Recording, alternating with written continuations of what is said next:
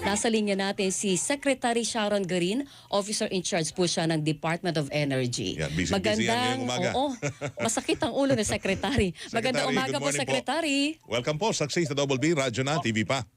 Good morning po. Good morning, Weng and Weng. Salamat po sa oras Okay, ninyo. siguro bago Oo. natin pag-usapan yung presyuhan, gusto lang namin ulit-ulitin niyo sa amin na stable po ba, sapat ang supply natin ng produktong petrolyo sa ngayon dahil napakainit pa rin ang sitwasyon sa pagitan po ng Israel at ng Iran, sumama pa ang Estados Unidos. Tapos hindi pa naman sana tayo part ng gulo, pero affected tayo, no? Correct, tama ma'am. So first, dalawa kasi yan yung kailangan bantayan ng DOE is the supply. Kung sufficiente ba ang supply natin kung meron ba tayong gas dito. And then meron ding concern sa price. No? Price medyo mahirap yan i-control. Opo. Pero sa supply, ang requirement ng DOE is lahat ng oil companies should have 15 days, 15 na araw ang kailangan nila na reserve, no? Na buffer stock nila. So, sinecheck namin yan araw-araw, monitoring is most especially this past few days, ano? Compliant naman sila sa 15 days. In fact, they're more than 15 days. Halos isang buwan ang supply nila. So, natuwa naman kami na maganda yung supply level nila at least may assurance tayo na may 1 month supply ang mga oil companies natin. Opo. O Alam doon mo sa... gusto kong isingit yan, ito nga, Secretary, kasi ang tanong ng taong bayan dyan, kung nakabili na ho sila, di ba? Yung common na tanong, kung nakabili na ho, tapos 15 days, nabili na ho yan eh. Bakit magtataas ho ngayon? Di ba? kung nabili sa mas murang sa halaga. mas murang halaga. Oo, di ba? Secretary. Ano bang Magandang sagot tanong po niyan? yan. Ang gandang tanong po yan kasi ang practice kasi sa oil company, ang binibenta mo ngayon, kailangan mo i-replace, di ba? Kailangan meron kang stock din, ano? So ang presyo ng today, kung binibili mo today, ang ginagamit nilang presyo kung ano yung presyo ng pang-replace. Yun po yung practice nila. So halimbawa, nagbebenta sila today tapos na may projection na bababa ng 5 pesos halimbawa ang next week, ang benta nila today is mababa kaysa sa binili nila. So advantage yun sa atin, sa mga consumer, ano? Pero kung sabihin naman, oy, paakyat next week, aakyatan din nila ang presyo ngayon. To the disadvantage din ng consumer. So medyo bawi-bawi rin tayo dyan. May advantage sa atin minsan, pero pag umakyat, disadvantage sa consumer. Parang ina-advance na ho nila. Oo, Lahat. advance na. Whether pababa ho yan, pataas.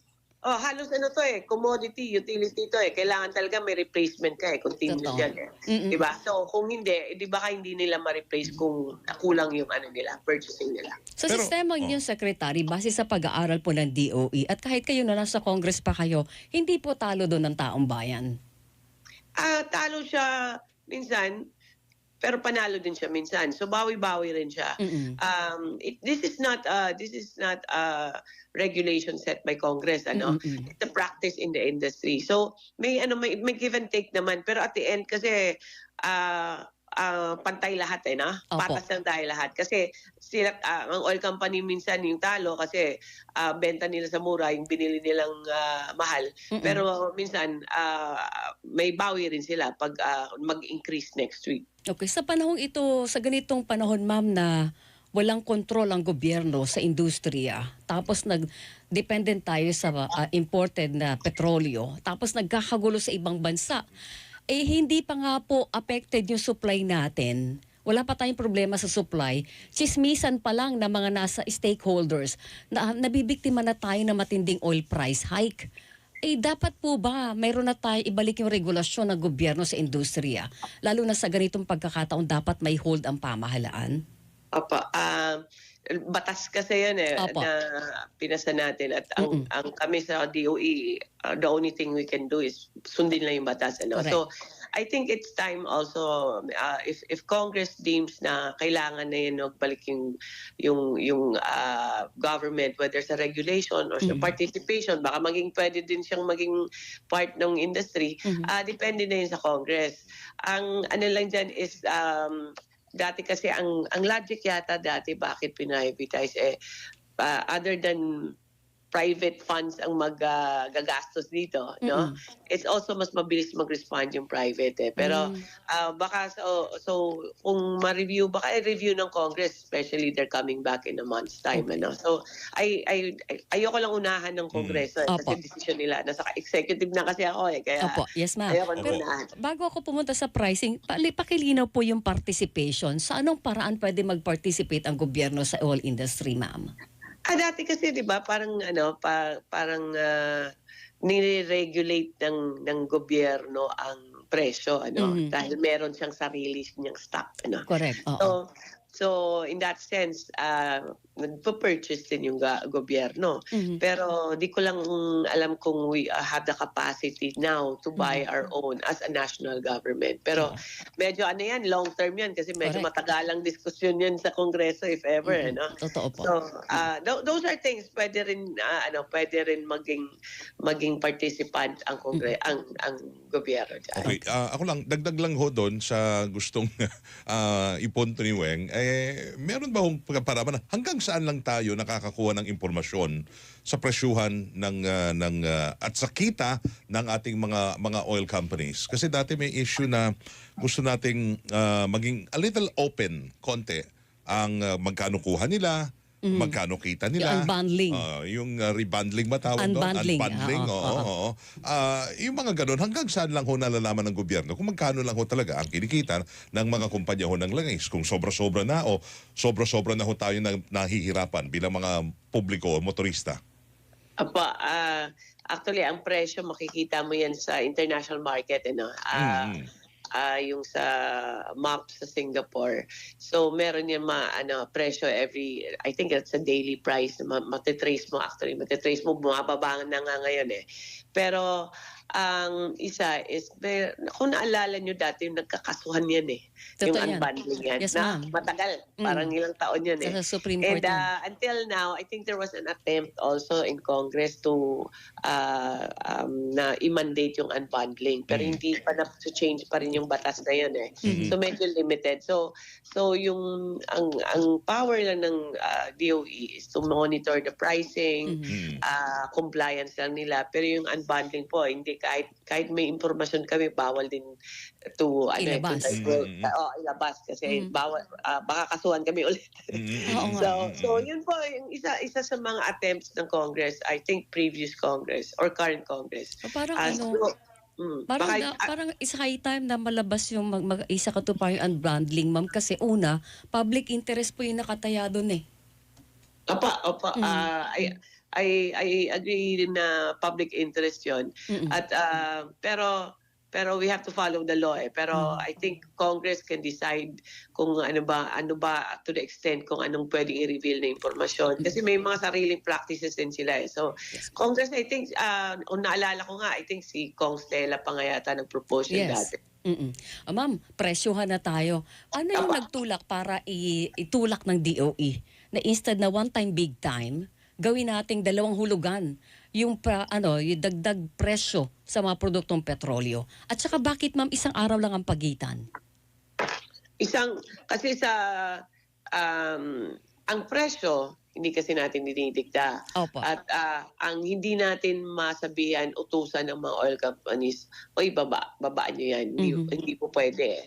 So, nag-appeal yung presidente. Actually, President called for staggering of the increase kasi nag-declare yun mga 4 or 5 pesos last week. So, minute namin kahapon yung mga oil companies in the morning. Tapos pagkahapon, sila nag-decide kasi hindi namin madikta. Nag-appeal lang kami para tulungan lang yung bayan. Nag-respond sila ng 2 days yung pag-stagger. Yung epekto naman actually niyan at the end of the week pareho lang, no?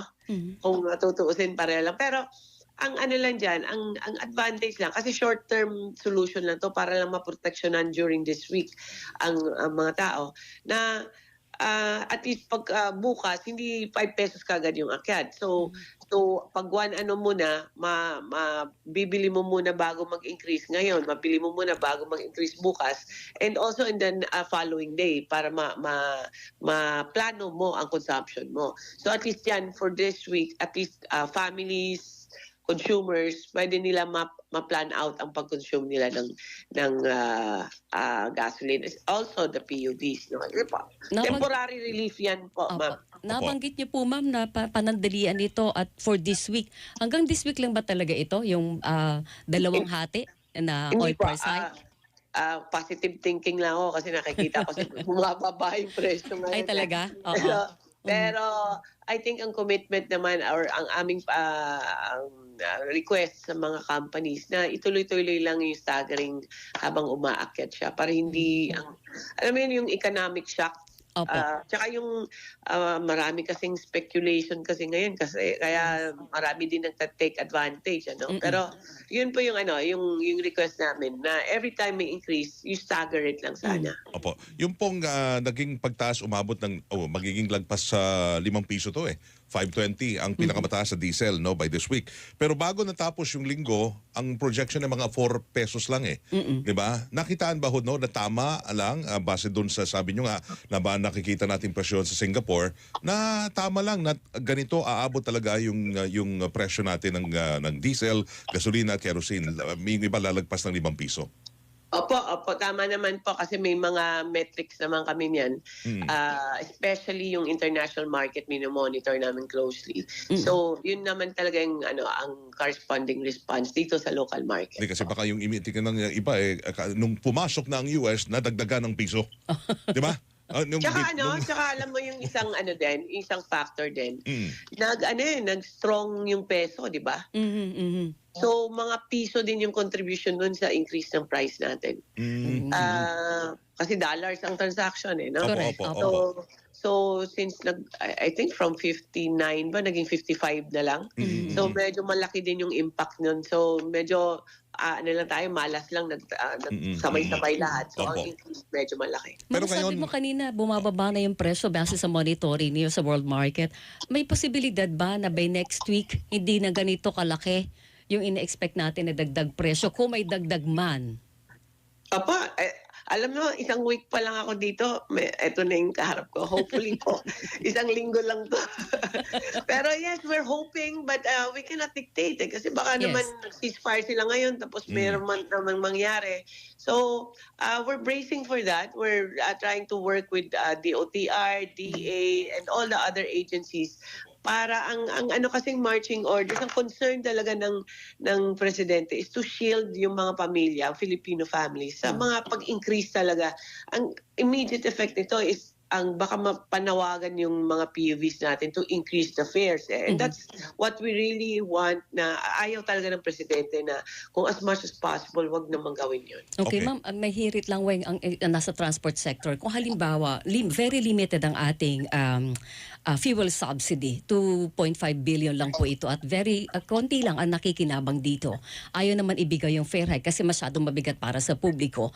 Ang hirit ng iba, bakit hindi natin pwedeng tanggalin kahit temporarily ilang buwan lang ang excise tax or VAT? Sabi niyo kahapon hindi ito kakayanin ng gobyerno kasi nasa 500 billion kinikita dito. Pero kahit lang on a limited scale, halimbawa po ilang buwan lang, habang sobrang tindi pa ng tensyon, hindi talaga kakayanin ibigay po yun ng pamahalaan. Ngayon yung budget for ayuda under the General Appropriations Act is 2.5 billion para sa mga PUVs natin. Tapos may mga 600 million yan para sa mga farmers and fisher folks natin. So nandiyan yung pera and both agencies are preparing. Kailangan pa kasi ang listahan, kung sino, tama ba yung mga names na naka-indicate kung sino ba dapat maka-receive, no? So I think for now, sufficient naman yung funding natin dyan. Ang ng VAT tsaka ng excise, medyo mabigat na, kasi alam mo, hindi lang, pag nag-collecta yung gobyerno ng taxes, iba-ibang serbisyo ang ginagamit dyan no? Whether for hospitals, for health mo, education. So, affected yan kung bawasan mo yan ng mga ilang bilyon ang budget ng gobyerno. So, mahirap din i-balance, i-balance yung epekto nito. Pero I think ang basic services natin dapat tuloy-tuloy na rin. And if the government can do a short-term solution muna na as yung gusto gusto ng presidente na protect yung pag-increase ng fare, yung impact sa pamilya. Then if with the 2.5 billion, I think kung short term na to, as we hope, sufficient yung 2.5 billion. Secretary, sa Huwebes ang ikalawang installment ng Yes. oil price hike. Wala namang pagbabago doon? Baka may konting bawas pa doon na pwede sa dulo? Sa tingin niyo? We'll see kung paano ang market by ang projections for next week. But we're always appealing to the oil companies. I have to give my gratitude to those companies kasi willing naman. Hindi lang yung staggering kasi alam mo may epekto din yan sa negosyo nila kita Yes. nila, no? Pero also ngayon kada isang company nakausap na ng DOE na di ba may mga discount yan sila binibigay sa mga PUVs, may PUV lane sila. So yun din ang check namin kung pwede sana nila madagdagan or ma-expand or ma-extend. So meron na namang nag-volunteer. I think ang first na nag-volunteer to extend na gawin nilang 1 year yata yung PUV discounts nila is ang clean fuel, no? Diskwento. Opo. So kahit ₱1 din yan ng bawas kada litro ang promo nila So malaking bagay na rin yun. So I think Clean Fuel will do that in all their stations. So we'll appeal, all the other companies will appeal, and let's wait lang to their response. Secretary, panghuli na lang sa akin, since kayo ay bago pa lang dyan, baka meron na kayong plano na silipin din natin. Gaya may nag-text dito, marami tayong mina daw ng links, bakit di na natin i-explore? May mga plano ba kayo para hanapan din tayo ng mga, malay nyo, baka may dig tayo na oil dito sa Pilipinas? Mahukay tayo. Opo. Under the leadership ng former Secretary Popo Lotilla, as ordered by the President, no? We've already awarded actually 8 contracts. Bago yan. Dati pagtigi isa-isa lang. Ngayon, meron tayong exploration sa BARM na potential. Meron din tayo dyan more on the Palawan. Mahirap lang talaga maghanap ng exploration dyan sa China Sea. No? Pero kasi may mga... Sa West Philippine Sea. West Philippine Sea. Sorry. May mga factors din na risky for our investors. Pero meron po tayong 8. So, pero tandaan lang natin kasi may malampaya tayo na nandyan, mga ilang years na yan. Pero kung bagong exploration, medyo taon-taon din yan. Kung makadiscover sila halimbawa this year, kailangan i-connect pa nila ang kanilang mga infrastructure. So it will take years also. Yung malampaya, ma'am, hanggang kailan na lang? Ang malampaya po, actually ilang konti na lang ang years na projection yan. Pero dahil nag-extend sila, nag-commit sila na maghahanap sila ng mga bagong areas dyan sa area din nila. No? So magdi-drill sila 3 areas ngayon. At ang expectation namin, we will know by the end of the year. Pero this will extend the life of malampaya for sure. Ito naman para sa enerhiya natin, sa kuryente, supply. Natural gas. Natural gas natin. Support. Ma'am, maraming salamat po sa oras ninyo ngayong umaga. Good luck po sa inyo sa DOE. Medyo masakit sa ulo ang hawak niyo yung problema ngayon ng buong bansa. So good luck, ma'am. Thank you. Thank you. Thank you. Thank you, ma'am.